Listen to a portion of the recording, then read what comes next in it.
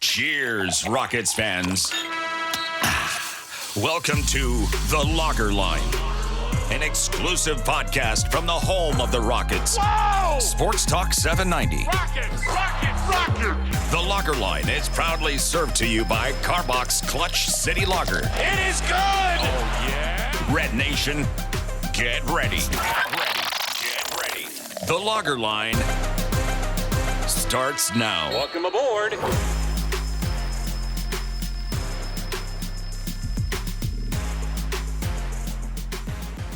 Welcome back to another full episode of The Lager Line, again served to you courtesy of Clutch City Lager of Carbox Brewing. I'm Ben Dubose, your host, editor of USA Today's Rockets Wire, and contributor to Sports Talk 790, official flagship radio station of your Houston Rockets. You can follow me on Twitter/X at Ben Dubose. I'm joined again by our co-host and producer, Paolo Alves. You can follow him on the same platform at Paolo Alves NBA. And as we chat this Monday, November 25th, it's been a bit of a mixed bag for the Rockets since we last recorded. It's been almost 2 weeks, but that's because the Rockets have had nonstop games. It feels like they just wrapped up a stretch in which they had 5 games in 7 nights. They won 3 of those 5. The 2 they lost, one was a game in Milwaukee that they led by 6 with under 3 minutes to go, didn't score from that point forward. Also helped that on the winning possession for the Bucks, Giannis had his foot out of bounds to start it, and the officials did not call it. And then the final game of the 5-7 stretch was the loss to the Portland Trail Blazers at home on Saturday night. One night after dominating the Blazers in an NBA Cup game, the Rockets couldn't find anywhere near the same form on Saturday. You probably saw some signs of tired legs in that they made just 8 3-pointers. And for the season as a whole, the Rockets are the number 1 rebounding team in the NBA. They out-rebounded the Blazers by 6 on Friday. On Saturday, they were minus 10. So not making threes, only 8 for the game, and getting out rebounded by 10 for a team that typically leads the NBA in that category. I think those are signs of a little bit of fatigue. Even though the Rockets are a deeper team, 5 games in 7 nights early in the year is a lot. With that said, it was a back-to-back for the Blazers as well, so there's only so far the excuses can go. Rockets were 13.5-point favorites going into that game, so it's one of the biggest losses, perhaps the biggest loss by an NBA favorite all year. And that's why, even though the macro looks pretty good for the Rockets, they're 12-6, they're number 3 in the Western Conference, they're leading their division. There's not a Rockets fan in existence, I think, that would have turned down a 12-6 start if offered that a month ago. Yet when you look at how they got to that 12-6 start and the games they've left on the table, like the one to the Portland Trail Blazers on Saturday night, like the one to the Hornets to open the season, like the one in San Antonio, those are ones that in a tight Western Conference could be really costly down the line, especially as the schedule increases in difficulty. So I think the Rockets are a better team than what we thought they were going into the year. I think the data is pretty clear on that point. However, there's also some things to be frustrated by, and that they're really not far from being 15-3, even 16-2 instead of 12-6. So, Paolo, I'll bring you in here because I'm sort of torn on whether to lead in a more optimistic tone or a more pessimistic tone. I think the macro is very good for this team, but the micro, it does tie into some issues that I think we knew going into this season, which is the question, especially when it comes to perimeter-based creators, how do they land the plane late in a close game? And you look at their close games, they've had 8 single-digit results this year. They've lost 5 of the 8, and of those 5, or of the 3 that they won, they actually led by massive amounts in the second half of those games. Those were in Dallas, in San Antonio, and basically held on for dear life. So in terms of games that are truly in the balance, it's been rough. And I don't think that's shocking. I think the Denver Nuggets and Nikola Jokic these last few years, that's like a top 1% archetype or top 1% outcome for Alperen Sengun's archetype. And it's Jamal Murray that's often landing the plane. It's just so tough late in games for a big man only, even if it's one that's as good as Alperen Sengun, who has largely played at an all-star level last season and now this season, to do it on his own, especially if you're asking him to sort of play the clock, which we saw at times against the Blazers. There's a lot of dynamics. You need someone on the perimeter to step up. Jalen Green has not had a good year efficiency-wise. Fred VanVleet is a good player, but between his lack of size, his lack of burst, he's not someone that can reliably create his own shot, especially if the jump shot isn't falling, which it wasn't on Saturday. Amen Thompson can do some things, but the jump shot is still not there on a consistent basis, so he's not a perfect solution at this point in time either. And so that's the one area of pessimism that I have. It's not like it's just random and it should even out. No, this is a concern we had about this team going into the year.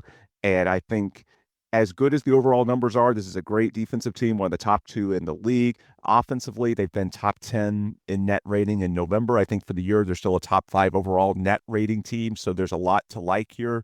But this issue of who's going to be the him amongst the perimeter players and how can you close out tight games, the types that you're going to see more of as the season gets more meaningful, as you play more difficult opponents. If you do ever get to the play-in tournament or the playoffs outright, that question is still there. We'll see if the Rockets can resolve it internally or if eventually they have to make an external trade or acquisition to solve that issue. So I guess that's where I'm at, Paolo. I feel, overall pretty pleased. I don't think anybody would have turned down 12-6, but the way they got to 12-6, and especially some of these games that they've let slip away, it has to be at least a little bit frustrating, right? I mean, yeah, especially so because the game right before we recorded was actually the Timberwolves game, the Trailblazers game. I'm sorry, similar words, I guess.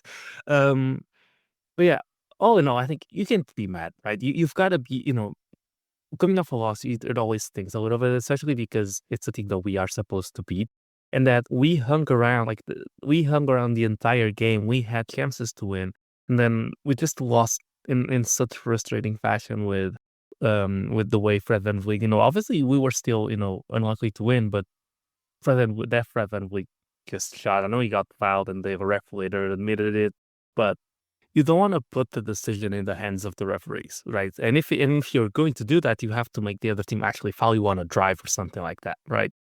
I know it's a vet move or whatever it is. It's to me it's a bit irresponsible. I think it's very unlikely that a ref is going to give you a foul on a 3-point shot within 30 seconds at the end of the game unless you're getting ran over. So that one just triggered me way too much. And, I mean, I've seen people argue that we will have him because it was just purely verbal. I've seen people say that, and that would be just a fine. I've seen people say that the fact that Fred even acknowledged that he made a mistake probably is going to blow it out of proportion and make it easier for the NBA to find him because he's already to suspend him because he's already expecting it. I've seen all sorts of things, but going back to, I feel like we struggle with a lot of the same things, which is, listen, our only go-to scoring option, the only guy that can generate anything by himself, Alperen Sengun, happens to be a post player. And unless you're a post player and your go-to move is a jump shot like a Joel Embiid, it's really tough for you to generate the conditions in which a post-up is something that you can go to down the stretch, especially if you have limited time on the possession. And so it's great to have someone like that, but you need a perimeter creator. We've been talking about it for a long time.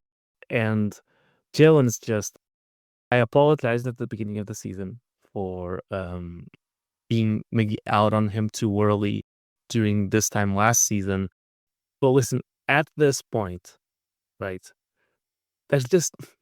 you can't reasonably, you'd have to play good throughout 2 seasons in a row for you to actually start to buy into him being a productive player. And earlier in the season, he was defending well, and he was, playmaking a bit as well, and he was taking shots that made sense, and he's still taking shots that make sense to some extent, but at this point, the defense has fallen off a cliff. He's getting stuck on screens again. He's, getting beat off the dribble. I can't even make that argument anymore. And the shots are just not falling. And at some point we have, and this is really tough for me because he was not here to play for a long time. At some point it's just got to recognize that he's just not good enough. Listen, you can look at the talent or not the talent. You can look at, how quick he is, how much balance he has, like when he's moving, how coordinated he is. You can talk about that he can jump off the gym. You can talk about everything, but at some point, if you just can't make shots, you're just not a good basketball player. there's no silver linings. That's just the case at this point, right? Trust me, I've tried. There's no coherent way of explaining why he makes or misses shots. It's not the types of shots he takes. It's not like I cannot find any line of thought that explains why he struggles and why he plays well. It's just crippling to the entire offense to have him out there, because even if you replace them with anybody that's coming off the bench, we don't have anybody off the bench that can get their own bucket. And then, there was the little drama at about halftime where a man looked off Jalen on a, buzzer beater type of situation, like a late game type of situation, where, yes, Jalen is probably the best player we have on the team at creating his own shot off the perimeter. It's a combination of, at the same time, him being the best we have and the best we have being so awful. And you look around, and I think, kind of getting a little bit ahead of myself on this 30,000 foot view, I think you have to consider at the deadline, if this team is still this good, you have to consider, even if a star doesn't become available, you have to consider a quick hot fix type of solution. Listen, there's guys like these on rebuilding teams all around the league, depending on the cost, of course. Imagine Simon. Yeah, let me jump in on the Simons point.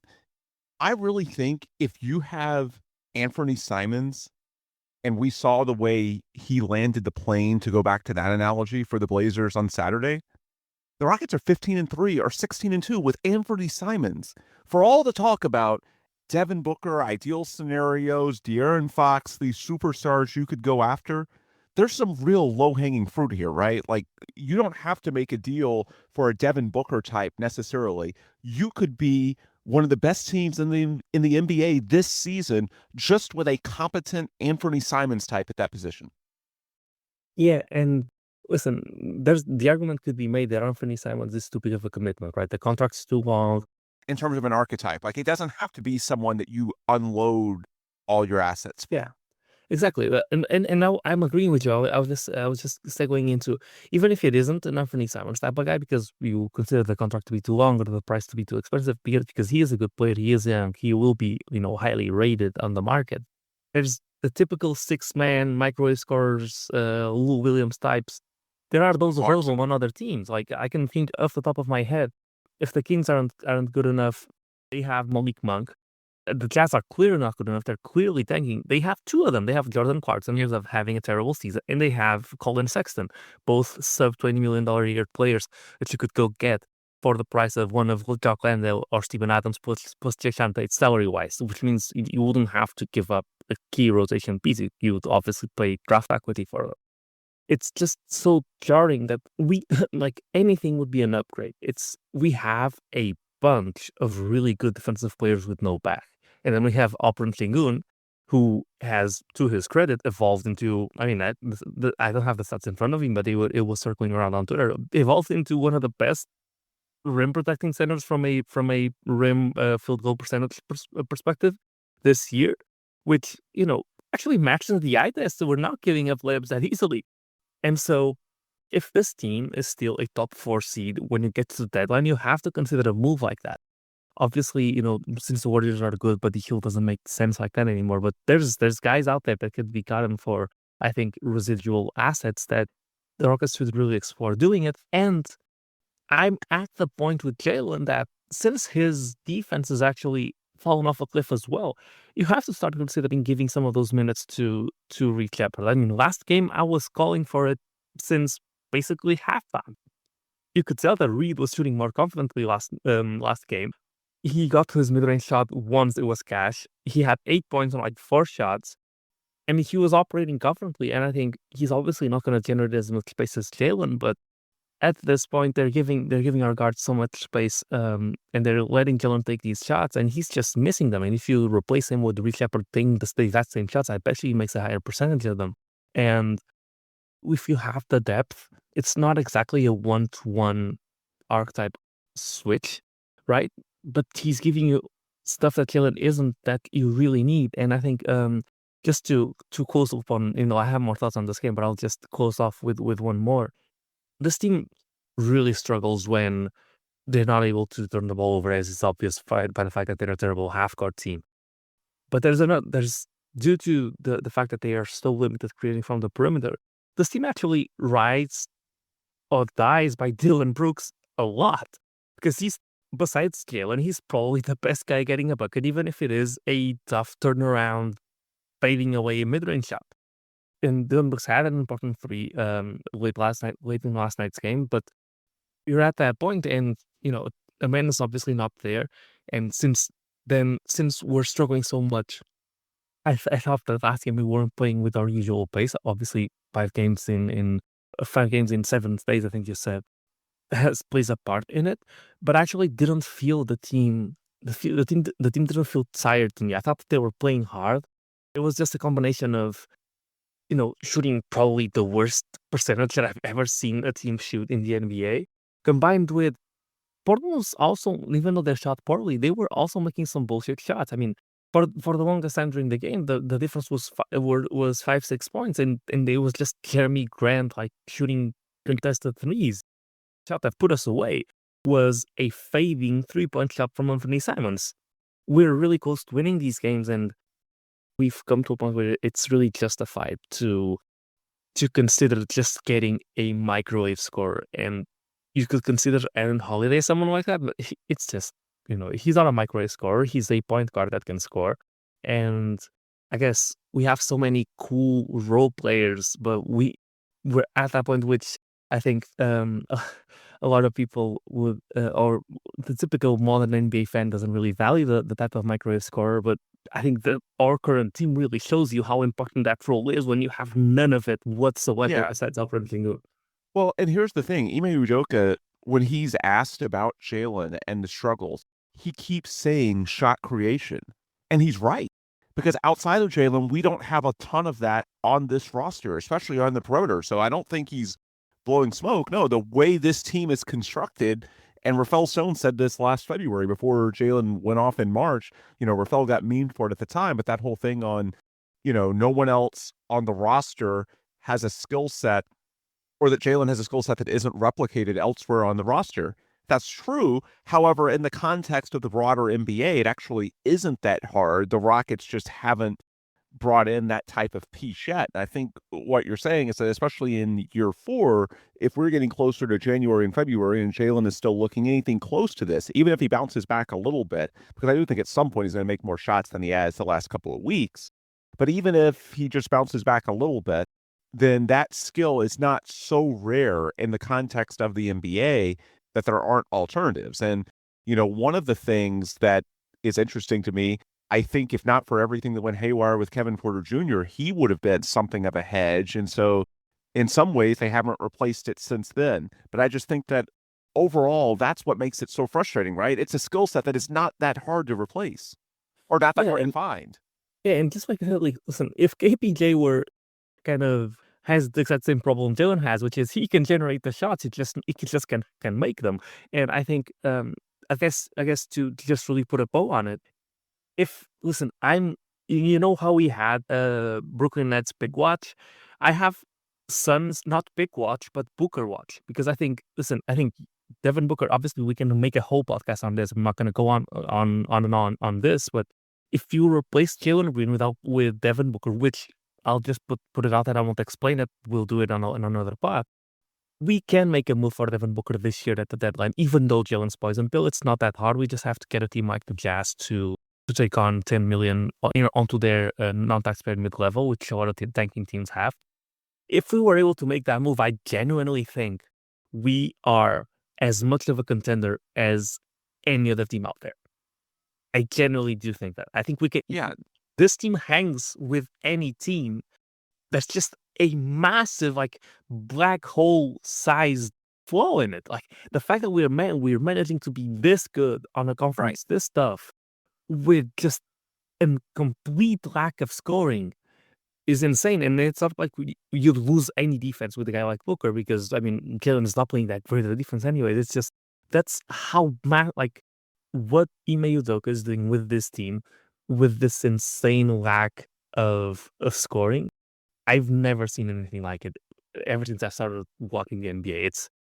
it's like this team is like an A+++ defense, and scoring wise, they're like a D. Like there's not like there's Alperen Sengun, and when you can't feed Alperen Sengun, we literally live off of missing shots and getting rebounds.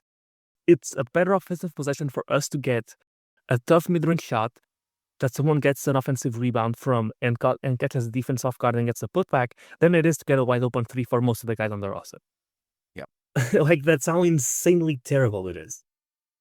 Well, and to close the loop on Jalen, I think so much of this comes down to the shooting. I think Ime is being honest in that it's different than this time a year ago when there were so many things when it came to the defensive end, and then especially the playmaking and all the things outside of just putting the ball in the bucket that Jalen wasn't doing, probably because of some of the bad habits he acquired the first couple of years. While not perfect, I think a lot of those have been improved. And so I do believe, and I think Ime is telling the truth, that he's developed enough as an overall basketball player that he's earned a lot more trust. That's why Saturday's game being the exception to the rule, Jalen has generally closed games this year. But at the end of the day, as an undersized shooting guard, if the jump shot doesn't get to a respectable level, I don't care how much athleticism he has. I don't care how many other tools he has. He's got to be able to shoot. Otherwise, he just doesn't provide enough value in other areas of the game, and he's not big enough to overcome it, both on his drives as well as how he holds up defensively. When you look at a player of his physical stature, you've got to be able to shoot at least at a respectable level. And that's something that, look, he's been used in a lot of different capacities. We're in year 4 now. The sample is not that small anymore. At some point, we just have to acknowledge, and I'm not saying it's right now, but time is running short a little bit. And no, I don't necessarily regret the contract because I don't think a clear upgrade was likely to be available in free agency anyway, especially when you consider the other things they would have likely needed to do to go under the salary cap. So no, I don't think that the Rockets necessarily rushed that. I think that was more just Rafael Stone looking at the market as a whole and the ways that they were likely to upgrade the team in the future. And so I think that was, less about an endorsement of Jalen Green, the basketball player, more about taking stock of the landscape as a whole, the timeline. We talked about that in recent pods, and just saying we think this makes the most sense in terms of team building. I don't think it's necessarily saying that, we're making this huge bet on Jalen Green. No, I think, quite frankly, the short-term nature of the contract reflects the fact that they weren't entirely sold. But I just think that in terms of the X's and O's of Jalen, the basketball player right now, so much of it comes down to shooting. Maybe he's earned more trust. I think he has earned more trust based on his development in other areas. But with his physical stature and being somewhat undersized at his position, both in terms of, he's going up against guys that are a little bit longer than him and physically more developed.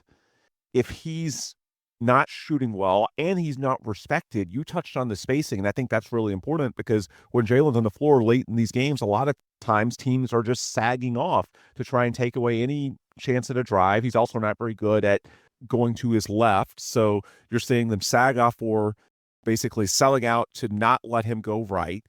And if he takes a step back three, then they'll take their chances because he just hasn't made enough of those. And if that doesn't come around, and that's one thing, look, we do have a pretty long sample of can he put the ball in the bucket enough to be efficient? And for the most part, through now 3+ seasons, he has not. And there's been months like March where there's this tantalizing potential, but at some point you are what you are. Not saying we're there yet. Again, we're not even a month into the season, but at some point, he's going to have to put up. And if it doesn't happen by January or February, and the team is so good in these other areas, to your point, then that's the low-hanging fruit to, take a team that's already third in the West, and maybe they've been aided a little bit by the schedule, but not a ton. I mean, you look at the point differential, the net ratings, they're Saturday excluded, taking care of business against these lesser teams. Yeah, it's just such an easy area to potentially upgrade that it would be tough to, the ideal scenario is the Suns go haywire and you send them all their picks and salary filler for Devin Booker.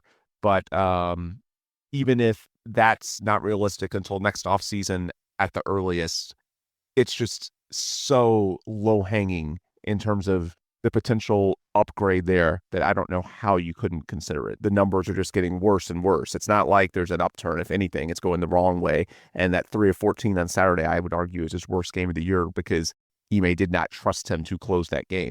And yet it wasn't like there was a clear upturn when he wasn't in that closing lineup for the reasons we've been describing. It's not like you can go elsewhere on the roster and clearly get what you need.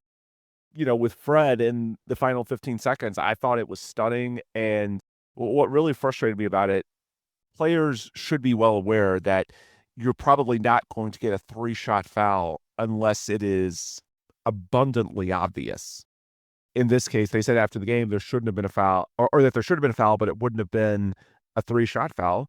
Okay, well, down 3 in the closing seconds with the other team wanting to foul you, they will invite you to go to the rim for a layup. So you cannot tell me that your highest percentage shot is putting it on the official when it is extraordinarily unlikely that it's going to be for 3. No, if you really are open to having a 2 there, which is what the correct call would have given the Rockets, and that's if Fred makes his free throws, which at this point he's been a little bit underwhelming this year, below 80%.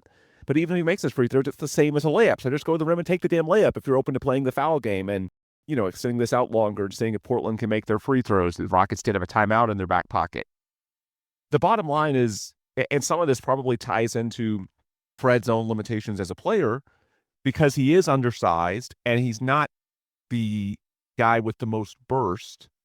Maybe he doesn't trust himself to be able to finish at the rim the way a Jalen Green could in that spot to get an easy layup.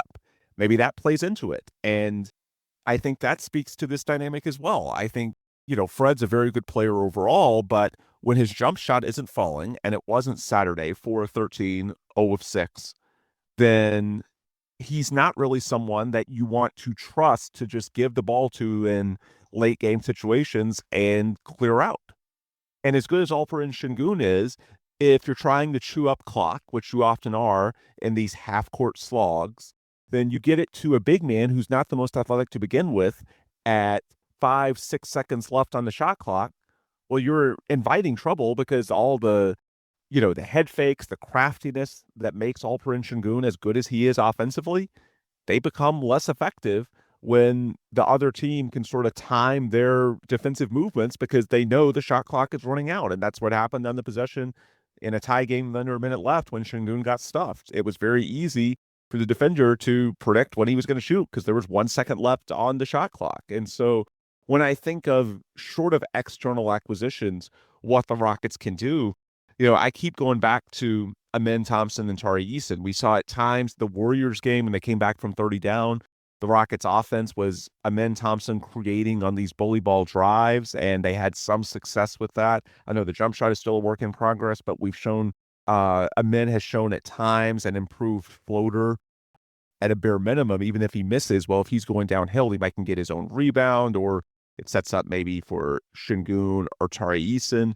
But letting one of your athletes attack downhill, to me, that's the one thing you could try. I could also see if you want to initiate your sets with Sengun earlier in the shot clock, and you'd be trading off a little bit in terms of, clock efficiency. But, if Sengun starts his movement with 10 instead of 5, perhaps that possession yesterday has a different outcome because it's far less predictable.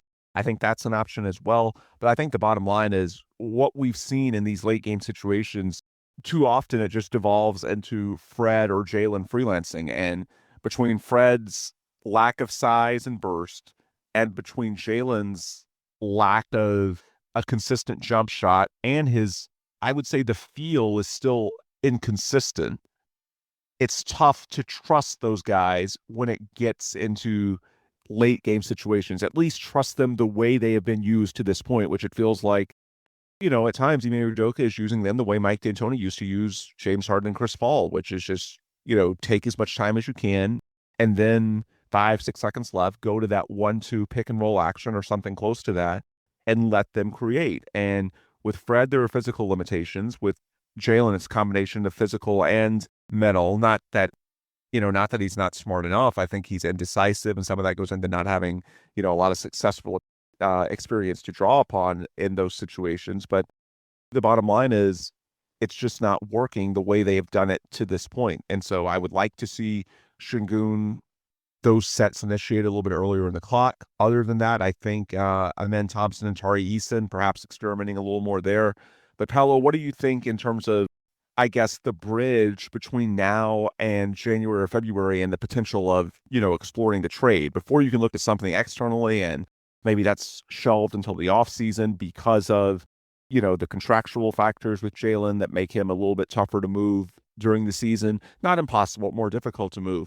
In terms of internal options, is there anything that I'm not thinking of that you can potentially do to sort of bridge this gap in the short term? Because as the schedule gets more difficult, it's not going to be murderer's row, but starting, these next 6 games, look, you've got a back-to-back in Minnesota and Philadelphia this week. You've got Oklahoma City next Sunday. Then you've got a road trip, Sacramento, the Clippers, the Warriors. That's your next 6 games, and I don't think you're going to be a commanding favorite in any of them. Perhaps the one exception, Philly, if they don't have Paul George and Joel Embiid. We'll see what happens with the injury report there. But it's going to be a much more difficult schedule, so it's not that the Rockets can't win those games. Their overall metrics as far as being a good team, I buy into that, but these aren't the type of games that you can reasonably expect to win by 20. You're going to have to execute late in close games. So I think earlier in the shot clock with Sengun, I think generally dialing up more on-ball usage for Amen and Tari, playing with more pace, perhaps, so they can get out in transition. To me, those are the things that I think of in terms of better optimizing this roster. Anything that I'm missing, Paolo, in terms of, I guess, what you can do these next few weeks before there's realistically a window to do anything externally? Yeah, I think Jalen's been so bad that you have to just burn all of your cartridges. I guess that's the way I'll put it. Like there's very little that you can do that will be worse offensively. And so I'm at a point where Cam was just really cold shooting wise when he was with the team. I think he's just clearly, he's clearly too good for the D League. So I think you have to give Cam another shot. And when I say give another shot, I know that this is tough to do and it's just tough to manage within a locker room. But just give him a full game. Like say, Jalen, you're not playing this game. Let's give Cam Whitmore a full game to see how it goes. Because give him the exact same rotation minutes, the exact same responsibilities, and see how it goes. Because it's been that poor, and we shouldn't be afraid to bench players because of poor performance, regardless of whether you think that they're putting in the effort or not. I know that new age basketball fandom is, oh, but he's trying, so you keep giving him the chances until he figures it out. At some point, even if the struggles are purely offensive, purely not making shots, it is okay to bench the guy because he is not good enough. I think the analogy probably won't resonate with us too much. I'll make it quick. It's the same thing with wingers in football. If it's not coming through, even if they're working their ass off defensively, if they're not creating chances, you sit them and you give a youngster a chance. And maybe they come through and they break out. But you give them a full chance. You don't sub them in at 60 minutes into the game. You give them the full game so they can acclimate themselves. They can get into the flow of the game. They don't feel like they have to do too much with too little, which is what I think happens with Cam a lot of the times when he comes off the bench. That's why he shoots. His shots per minute are probably some of the highest in the league when he does play. Give him a full game. Jalen, you're not playing this game. Listen. Make it an excuse if you don't wanna hurt Jalen's ego or whatever it is. If you're worried about that, make it a back-to-back on the second half of a back-to-back and give or even no, probably not even that. Tell Jalen that he'll play the second half. Or we're resting him for the first game, so Cam gets the chance with the full team, so they're not tired. And so you get a real look at what it really looks like, and you give Cam a chance. And if that doesn't work, I truly want to see what Reed Shepard with the absolute green light looks like. Because he's been scared, and if Ime tells him, hey, you have the absolute green light, I want you to take all of the shots that you see that you think are good shots, even if you don't feel confident in it. Listen, this team's so terrible offensively that it cannot be any worse than what Jalen's currently doing. So those are my two solutions. But if you're going to do it, really, put your heart into it. Like, give them the full chance, the full game. Not this, oh, Jalen's playing poorly, here you go, you have your chance. Listen, Jalen's been playing poorly for a long time. So I'm at that point, and before I pass it off back to you, I just want to touch on Jalen's contract, right? A lot of people are going back on it and say, oh, that was a terrible contract. Listen, it wasn't a good contract. I'm not going to say it's a good contract, but it's nothing nearly unmovable.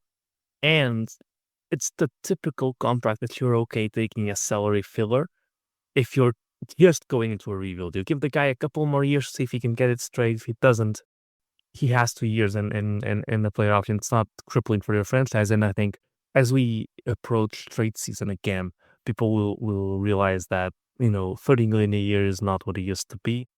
And it will actually, Jalen's contract will actually be key for us to make a superstar trade without giving up.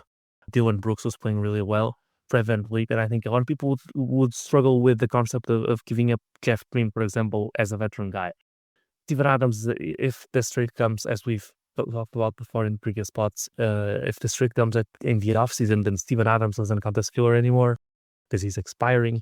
And I would, I highly, I guess I suspect that Fred Gladwitt's not going to get his player option picked up. What's likely to happen is the option gets declined and they re-sign him with early bird rights because his salary will obviously decrease, so bird rights is enough. Early bird rights is enough. I'm pretty sure that's how it works. Don't quote me on that. My CBA knowledge is a bit fuzzy. So going into the offseason, Jalen's, chunk of the cap is actually what's going to make us be able to trade for one of these $40-50 million contracts without giving up key pieces. Because if you look at it right now, listen, Jock Landale's been a pretty good backup center. I wouldn't want to be giving him up just as filler because I think he's actually useful. Jeff Green's useful.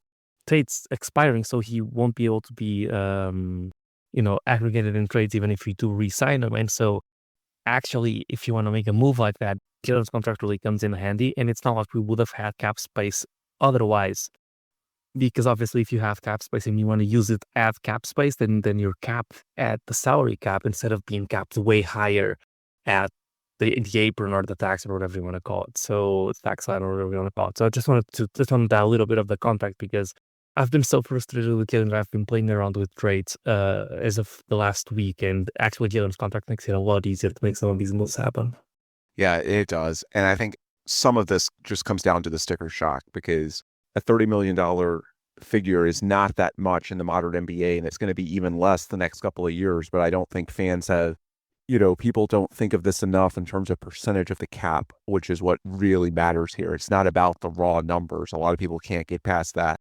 I don't think this is an unmovable deal by any means. I don't think it's a great contract, but I also don't think it's something that you should really sweat, especially when the types of players that the Rockets would like to make a marquee move for were unlikely to be available in free agency next offseason anyway. And I don't think Jalen by himself was going to get the Rockets significantly below MLE level. Because again, you have your MLE at about $15 million a year, even if you're above the cap, as long as you're not above the second apron. So you would have to clear out, I'd say, at least 20, maybe 25 million, even if you don't get to full max room, at least $20+ million to get to a point where you could do a lot more on the market than with just the MLE. And there would have been other moves beyond just Jalen himself that you would have needed to do to get to that cap space. So that's why I'm not really sweating the deal that much. And speaking of the deal, I think that should also make it a little bit easier to explore other options. Look, you've given Jalen financial security. I know, at the end of the day, it's about the team and not Jalen individually. But yeah, if he hadn't gotten the contract, then, politically, it could have been very difficult to do something, middle of the year because, he's trying to prove himself. There's all this underlying tension. Look, he's got his money. If he's not performing, then what else can you really say? You've shown you believe in him. You've tried to give him every opportunity. Rafael Stone talks about there not being another guy on the roster who can replicate his skill set. I think there's truth in that.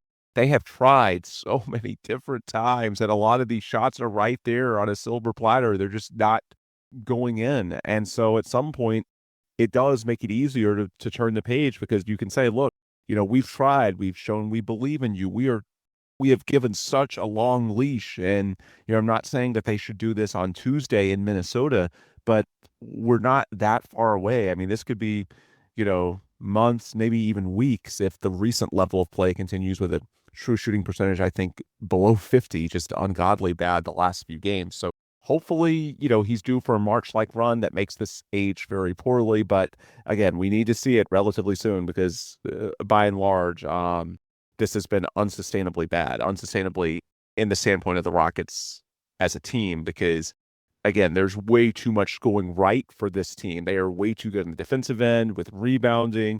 They're too well coached. They're doing way too good with too many other things to have the season derailed is too harsh, but limited by a role that is not that difficult to improve to at least a passable level. And as you get past December 15th, and that's the unofficial start to trade season around the NBA, because that's when most guys who signed the previous offseason are trade eligible. So it opens up all the possibilities. And so teams take it more seriously at that point. Again, the Rockets won't go on forever, especially if the team continues to win games at a clip like they are now, 12-6, number 3 in the West. That suggests they can do real damage, especially if they can just turn what is now a massive deficiency, a massive weakness, and even just make it, league average. That would do a ton when you combine it with how clearly above average they are in so many other areas. All right, so we've talked a lot of macro in the first half of this pod. To spin it more micro, because this is one of the rare episodes that we're able to tape with a couple of days off in between games. Again, we're recording this early Monday, the 25th. Rockets last played Saturday night against the Blazers. They play again Tuesday night in Minnesota. And that's an NBA Cup game that is really big for the Rockets. We've talked before about how Houston is a team, as young as they are, that should disproportionately take these cup games seriously, and I think they have. This is the type of event, just like we saw with the Pacers last year when they got to the cup finals, used as something of a springboard for getting to the Eastern Conference Finals next spring. I think the team even talked about a couple of times that the increased stage of those games in Vegas sort of helped them know how to handle the moment when it got to the playoffs. And so conceivably, the Rockets could benefit from that. And we've seen to this point, it's not just they're 2-0 in cup games, taking care of business in the 2 home games against the Clippers and the Trailblazers. They are plus 49, which is the best differential in the Western Conference in cup games. And so it sets them up fairly well going into the 2 road games at Minnesota and at Sacramento the next 2 Tuesdays as they wind down group play. And so much is going to swing on this game in Minnesota. I'll break it down. If the Rockets win in Minnesota, they win the group. It's 100% mathematically clinched, because at that point, the Rockets would have 3 group stage wins. The only other teams in their group that could mathematically get to 3 are the Clippers and the Trailblazers, and the Rockets already have the head-to-head tiebreaker by beating both of those teams. So if you win in Minnesota, and the Rockets will have 2 games off going into that game tomorrow night, you win the group. And not only that, you would be in a decent position to potentially get a home game in the knockout round as well. The way the knockout rounds work, there's 4 per conference, 8 total. And so you'll have, of those 4 teams, you'll have the number 1 seed against the 4. I think that's the wild card, then the 2 versus the 3. And so the Rockets, because of the point differential tiebreaker that they have run up by taking care of business, winning by 20 plus against both the Clippers and the Blazers, there wouldn't be a head-to-head tiebreaker when you're sorting out who is in the top 2 seeds of the 4 of the Western Conference that advance. So it'll be determined by point differential. And so if the Rockets can win their group with the type of differential that they've built up, the odds are pretty good that when you get to the round of 8, that they would actually host that game in Houston and need just 1 home game where they are 8-3 this season to get to Vegas for the Final Four. So there's a lot to be gained if they win in Minnesota. If they don't, what makes it such an impactful game is that they wouldn't be eliminated.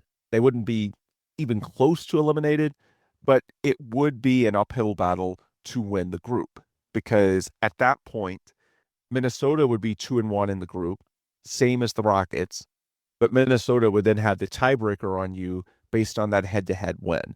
And so the only way the Rockets would have a chance to win the group if they lose Tuesday would be if Minnesota loses at home to the Clippers the following Tuesday, which not impossible. Clippers are proving to be a solid team, but I think the Timberwolves at home would be favored in that game. So you'd need at that point to go through sort of the back door as the wild card team. You'd have to win at Sacramento. 2-2 is not going to get in as a wild card. Wild card basically is the best second place finisher among the 3 Western Conference groups. And the closest competitor to the Rockets, because it's going to depend on point differential, the Mavs have played 3 group stage games they are plus 41. The Rockets have played 2, and they are plus 49. Well, in this scenario, if the Rockets are competing with the Mavs for the wild card spot, the Mavs are not going to win their group because they're in the Warriors group. The Warriors have already clinched.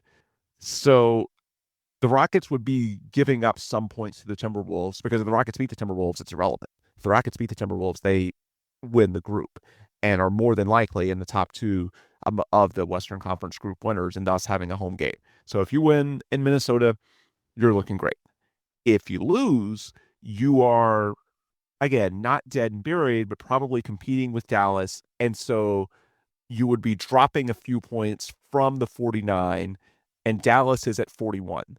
So any loss by 7 or less, and you would be still slightly ahead of Dallas going into the 4th and final group stage games. Dallas at home against Memphis, Houston at Sacramento.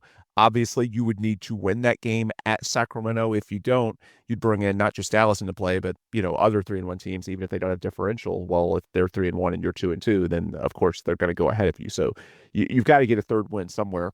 Ideally, it's in Minnesota, and then if you don't do it in Minnesota, then you need to more or less win in Sacramento by more than Dallas does against Memphis if they win that game. And so what that ties into is the margin against the Timberwolves. Ideally, you win, and then you can celebrate moving on and be in a position to actually host the game for the right to go to Vegas. But if you lose, at least mitigating the margin to where it's keeping you on level or ideally slightly ahead of Dallas.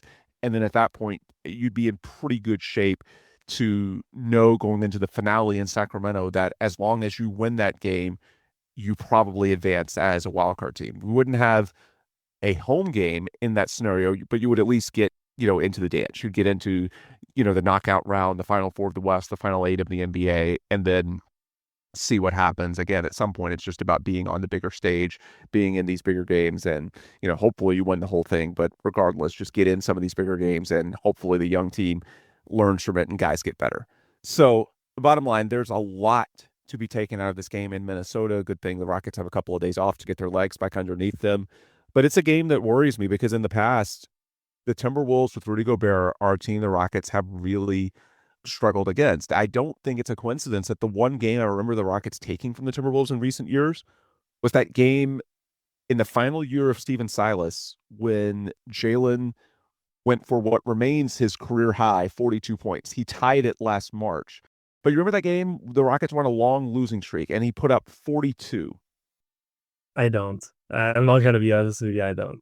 Okay, fair enough.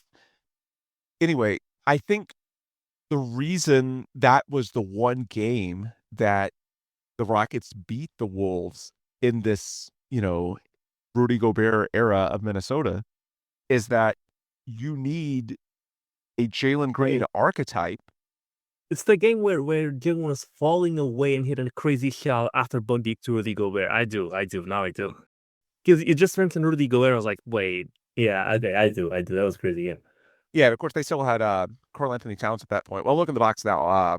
Cat didn't play in that game, but they had, Rudy Gobert started at center, and Ant played in that game, scored 31. They had D'Angelo Russell, who scored 30. Naz Reid played off the bench. But I don't even think Towns, who's since been replaced by Julius Randle, is all that important to why the Timberwolves are a difficult matchup for the Rockets. I think the Timberwolves are a difficult matchup for the Rockets because Gobert does make life a little more difficult on Alperen Sengun. No, he won't just, take him out of the game by any stretch, but it's tough to just, expect Sengun to dominate that matchup. And then the presence of Gobert near the rim makes it difficult for your guys like Aman and Tari that slash, that want to get out and do damage going downhill. It's a more difficult matchup. Again, it's not impossible, and maybe you get him into foul trouble, but it's one in which the paint is more closed off against the Timberwolves than it is against a lot of teams. And I think they're a team that Houston has struggled against because of this deficiency that we let off the pod discussing, which is the lack of a perimeter-based scorer that can do it at all 3 levels. When you can't get to the rim, the threes aren't falling, how do you just create and make something happen? The game the Rockets did it against Minnesota, not a coincidence. Jalen dropped 42 points on 60% shooting overall and 50% on threes. And so, the opportunity will be there. The Timberwolves don't help as much because they want Gobert defending the rim. So the opportunities will be there to get quality mid-range shots, to hit threes. It's just about if the Rockets make them. And some of this, one of the things that was very frustrating about that Portland game against Donovan Clingan, who had, I think, 19 boards and 3 block shots. The Rockets went into this season talking a lot about the importance of the math advantage. And we know after the All-Star break last year, they shot over 43s per game. They were second to only Boston in that stretch. This year, they talked a big game about wanting to continue that and, play at the same fast pace.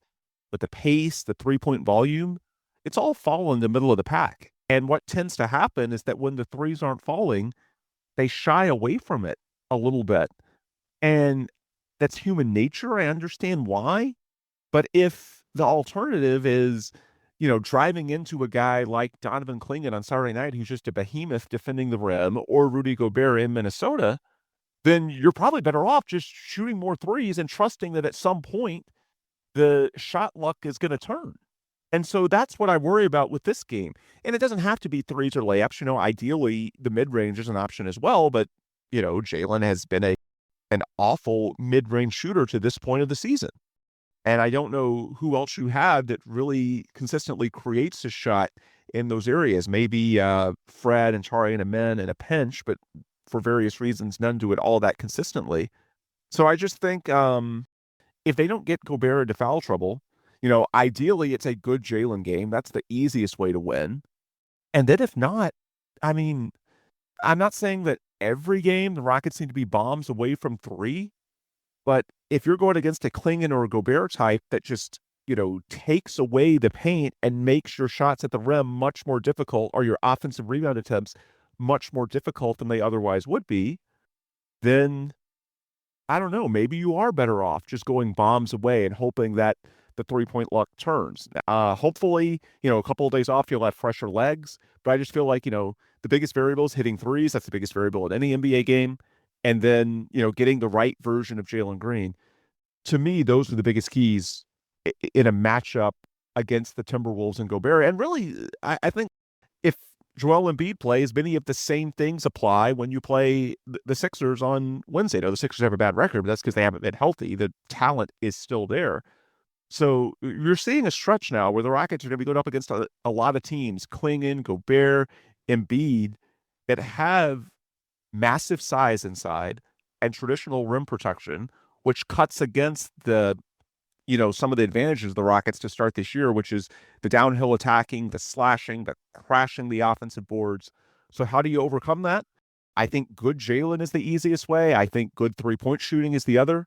Time will tell if they're able to do that. But that's why I'm a little bit nervous about this matchup. I know the Timberwolves have underwhelmed. They lost in Boston today. It'll be a close game, so they're 8-8. But with Jalen playing like this and the threes being certainly not great, it's a matchup that makes me a little bit nervous. And the same could be said for Philadelphia on Wednesday, assuming Joel Embiid plays. So, Paolo, what do you think as far as, I think we agree this is a huge game for their cup chances, but in terms of how they actually do it, boy, the Timberwolves feel like a team to me that's disproportionately going to benefit from that deficiency in terms of perimeter scorer that we've been describing this whole pot. Yeah, I think they're all in all just a terrible matchup for us because like what you said about the rim protecting big. I think it's also because they don't really have any guy that the Rockets can ignore or force to shoot a shit ton of threes. We've done this with a lot of the teams that we have played where we kind of dare a guy to shoot. I think Chris Dunn with the Clippers was one that comes to mind, for example. There's a lot of times where we pick a guy we know he's not comfortable shooting, even if his percentages are not that great. And we dare him to shoot like 10 threes in a game. And with the Wolves, I'm not seeing who you can do that with, especially because if you do it with Randall, it's, he's probably the guy who you would target, but we typically do it with a guy that's on one of the wings. And Randall's probably going to be in the corner when he's spacing. So it's going to be a tough matchup because of that. And also just because we have great on-ball defenders with the men and Dylan and Tari. But Anthony Edwards is one of those rare guys in the league where great defense doesn't really matter if he's got it on. they can be draped on him. He just needs to get a sliver of space to shoot, and he can do it on mid-range, on threes, on everything. So if Anthony Edwards is cooking, we have little to no chance, no matter how good our defenders are. I think if you look at Jalen Brown, you can exploit all the fact that he's going to be overly reliant on the jump shot because his handle's not that great. If you're playing Luka, you can try to force him to just shoot a lot of threes, and he'll settle into those. Like a lot of the guys in the league, you can other guards like Lillard, you can exploit the fact that they're shorter than him and can crowd their space a lot more. I think Edwards is just the combination of the size with the ability and the ease of with which he gets to his jump shot. He's just the type of player that no matter how, if your team is focused on defense, he's the type of player that's made in a lab to beat good defense. Kind of like Jimmy Butler is the same thing. And so we're going to have, no matter how good your defense is, going to have trouble shutting him down. And you can look at his history against the Rockets. He is, on average, counting his rookie season numbers, he's at 26, 5 and 3 with 2 steals and like I think 50, 38, 45, 38, 86 plays, which doesn't sound that great, but when you consider that that's including his rookie season numbers, he's a menace to deal with. And I'm not gonna say it was I think last ball we were about to play. What team were we about to play last ball that I said that I thought they were really good? The Clippers. When we were about to play the Clippers, and I thought the Clippers were a really good matchup for us. I think the Wolves are the opposite, and obviously we beat the Clippers pretty handily both times. With the Wolves, we've gotta hope that something's off, because if they're playing their average game and their guys are playing their average games, it's just a terrible matchup for us. Yeah, and I went and looked it up. Since October of 2021, which is when the Rockets were obviously starting the Jalen Green era and Anthony Edwards was taking off for the Timberwolves, the Rockets are 1-9 against the Timberwolves. The one win was the one where Jalen went off.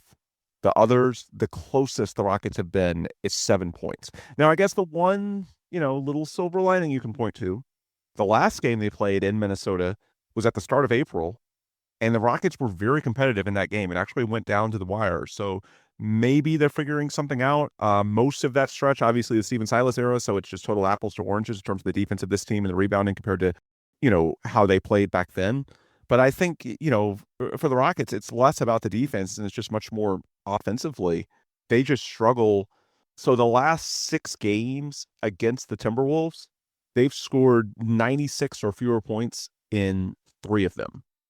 That's not good in the modern NBA. So, again, I think a lot of this just comes down to, since they got Gobert, which is the start of the 22 to 23 season, the Timberwolves are just a tough matchup for the way the Rockets are built. Because to beat the Timberwolves, they are the type of team that you need one of those shot creators. And I think it's why they sort of got sliced up by Luka and Kyrie in the playoffs, right? That the way they defend the rim and they take away some of the simple stuff, you need somebody to score at all 3 levels to just go out and get some tough buckets. That's the way they're built. And the Rockets right now just don't have the formula to do that on a consistent basis. They do when they get the right version of Jalen, but when they don't have the right version of Jalen, to me, that's the problem, right? And I think that's why Dallas, was disproportionately a good matchup against Minnesota in the playoffs, and it's why we might be a pretty bad one. I am not even going to let myself get hopeful about a good Jalen game. It's been, I think, in his last 13 games, he has 46% true shooting, 15 points a game. Jesus. Like, his percentages don't look good. But when you take out the first 4 games where he was, just completely going off, it's been 13 games. And it's been just really, really, really awful. So I think it's been out of the league awful. If you wanted to see him. Like, it's really, really bad. He did play well in Chicago, but that was just a laugher.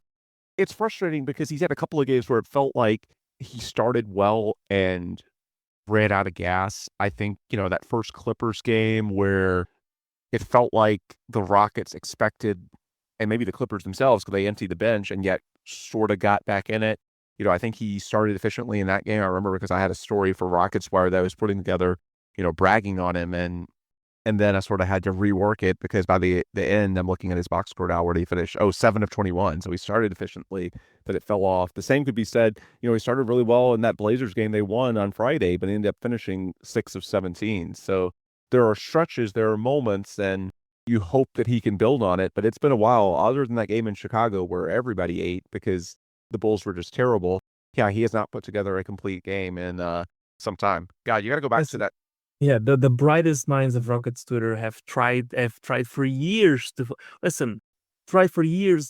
find some sort of pattern. We've tried everything. We've tried home games versus away games. Remember when that was a thing? We've tried the months of the year. We've tried certain matchups, certain types of teams, rim protector, no rim protector, teams that go under screens, teams that go over screens. There's just literally no pattern whatsoever. Yeah. I think it's actually a really good case study. It's just completely random.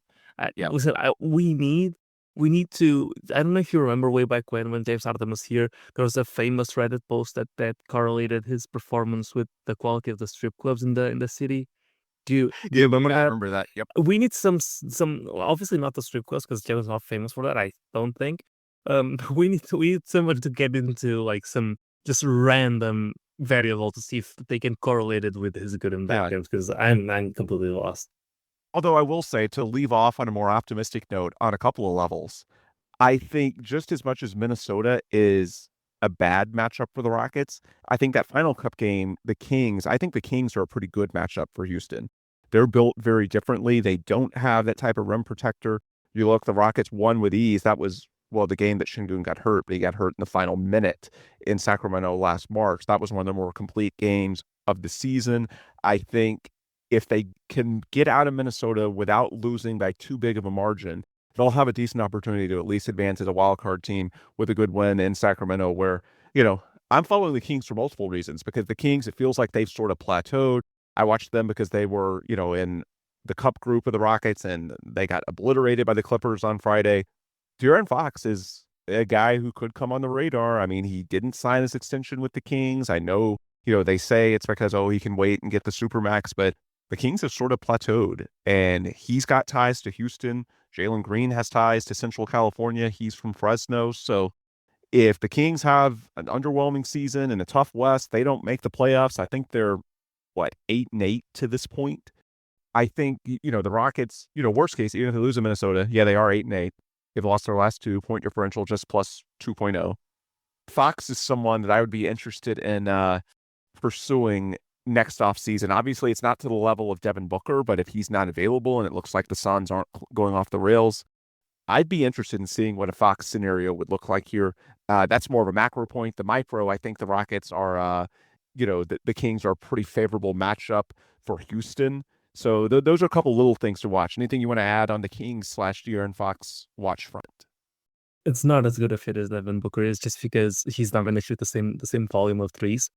But listen, I'm a De'Aaron Fox fan. I was actually, early on in his career, I really liked him. And then I kind of started thinking that he was kind of like Jalen, just not going to get all the way there and be one of those that gets paid a lot to be just an okay star and not actually a superstar.